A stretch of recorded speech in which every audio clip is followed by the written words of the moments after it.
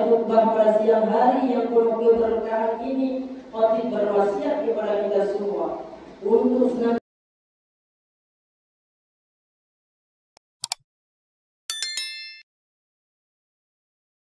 biasa kita meningkatkan ketakwaan kita kepada Allah Subhanahu wa Ta'ala dengan senantiasa berupaya melakukan semua kewajiban dan meninggalkan semua larangannya Allah Subhanahu wa Ta'ala.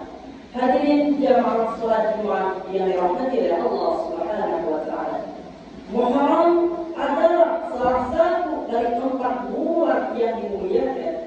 Al-Ashur al-Hurum. 4 bulan yang dimuliakan itu adalah Zulqa'dah, Zulhijjah, Muharram dan Rajab.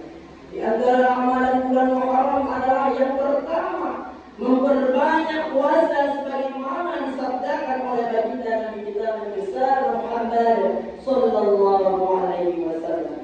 Afdal siyami ba'da Ramadan syahrul Muharram wa afdal salati ba'da al-fardhati salat al-lail.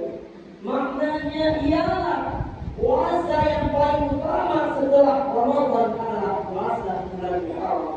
Dan sholat yang paling utama setelah sholat fardu adalah sholat malam. Masya Allah, ma'asyiral muslimin rahimakumullah, para pendengar jamaah Jumat sekalian yang dirahmati oleh Allah. Hadis di atas secara jelas menyatakan bahwa kita disunahkan berpuasa di bulan Muharram, terutama pada hari 10 Muharram yang disebut dengan puasa Asyura. Begitu juga hari ke-9 yang disebut puasa Tasawuf. Bahkan Imam Syafi'i menyatakan dalam kitab Al-Ummiyah yang bahwa disunnahkan puasa 3 hari sekaligus, yaitu 9, 10, dan 11 Muharram. Ma'asyiral muslimin rahimakumullah, para hadirin sekalian yang dirahmati oleh Allah Subhanahu wa Ta'ala.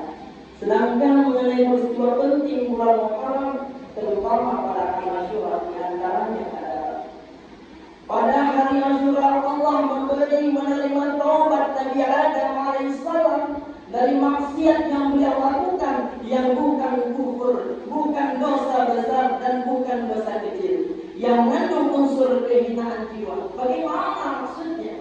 Allah mengampunkan Nabi Adam alaihissalam berbuat dosa kepada Allah, melanggar perintah Allah. Tetapi pada waktu Asyura Allah mengampunkan Nabi Adam. Nabi Adam berbuat kesalahan 1 memakan buah kurdi, tetapi di bulan tersebut Allah mengampuni Nabi Adam. Oleh karena itu bapak-bapak sekalian, kita bisa ambil contoh daripada Nabi Adam alaihissalam. Datang bulan Muharram, tidak ada yang namanya Allah tidak mengampuni hambanya. Masih banyak waktu kita bapak-bapak untuk bertobat kepada Allah. Apalagi ini bulan Muharram, bulan yang dilipat gandakan pahala kita kalau kita berbuat kebaikan.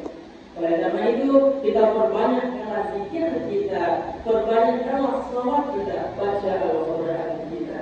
Ya, itu yang pertama. Dan yang kedua ialah pada hari Asyura Allah menyelamatkan Nabi Nuh alaihissalam, yaitu Nabi Nuh alaihissalam diselamatkan oleh Allah Subhanahu wa Ta'ala.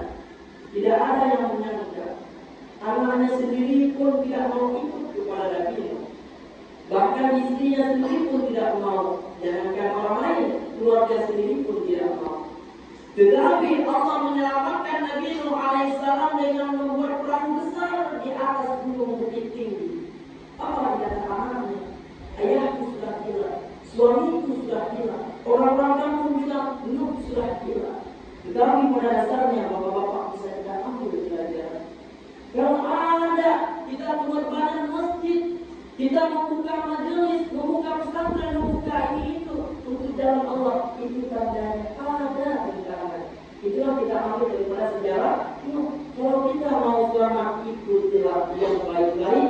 Siapa tahu dulunya kita Masya Allah bermaksud kepada Allah, dulunya kita bermaksiat kepada Allah. Bapak-bapak, di bulan Muharram ini Allah membuka pintu kita, membukakan pintu kita untuk apa?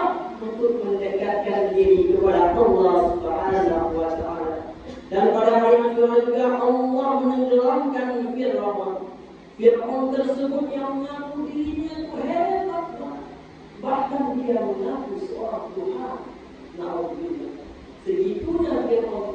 Tetapi ditendangkan oleh Allah Subhanahu wa Ta'ala pada Asyura. Jadi kalau ada kebatilan, kalau ada yang melanggar peraturan Allah, biar Allah yang tegur. Kita cuma bisa mendoakan saja. Jangan menjadi, jangan menghina. Ada Allah yang menjaga agama kita.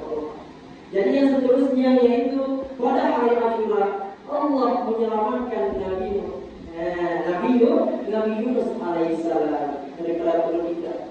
Nabi Yunus saja dalam pendidikan bisa diselamatkan oleh Allah. Apalagi kita Bapak, jangan takut miskin, jangan takut gara-gara pergi ke masjid takut bisnis kita hilang, tidak. Allah Maha Adil. Nabi Yunus dalam pendidikan bisa diselamatkan, apalagi kita, masya Allah, punya akal, kita masya Allah luas, gak pasti Allah menolong kita. Apa yang kita minta Allah akan memberi. Pada hal yang juga Allah menganugerahkan kekuasaan dan kerajaan kepada Nabi Sulaiman. Nabi kita kaya. Jangan lihat masya Allah orang kafir kaya. Nabi juga kaya. Nabi Sulaiman kalau kita dengar sejarah, masya Allah. Tangganya saja ada satu sejarah mengatakan dan emas. Bayangkan dalam waktu kita ini ada seorang tuan rumah dari emas ya, masya Allah mata balik. Tetapi Nabi Sulaiman kaya, tetapi tidak sombong. Kita ambil sejarah daripada bulan Muharram, masya Allah luar biasa.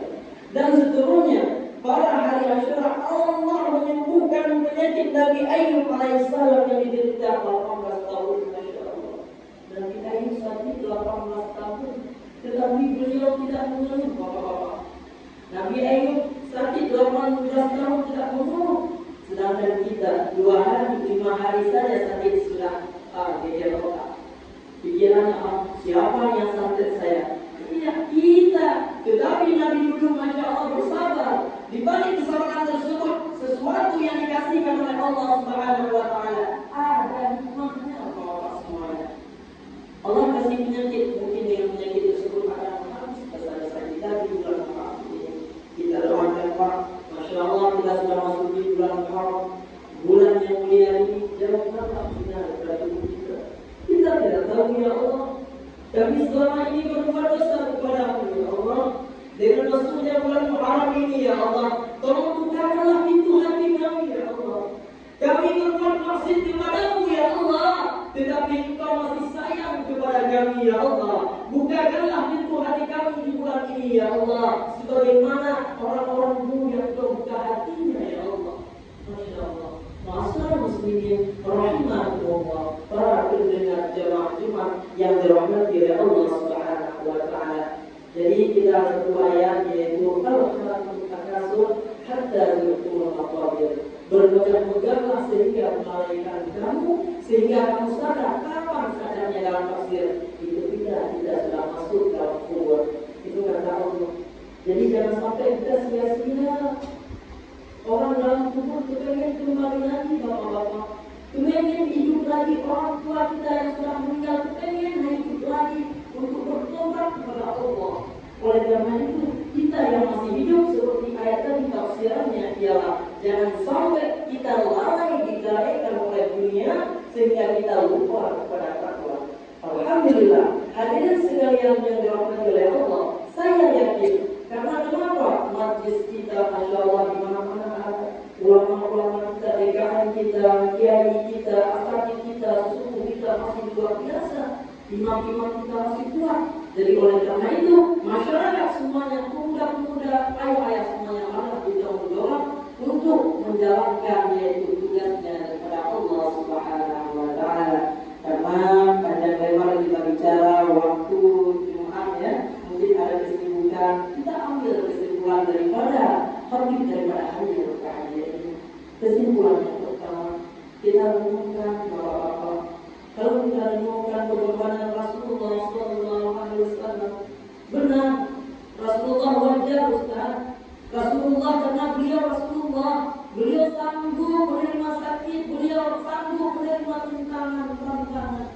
Sedangkan kami manusia biasa kita sama. Rasulullah sebelum diuji juga belum menjadi nabi, benar? Umur berapa Rasulullah menjadi nabi? Jadi oleh karena itu jangan kita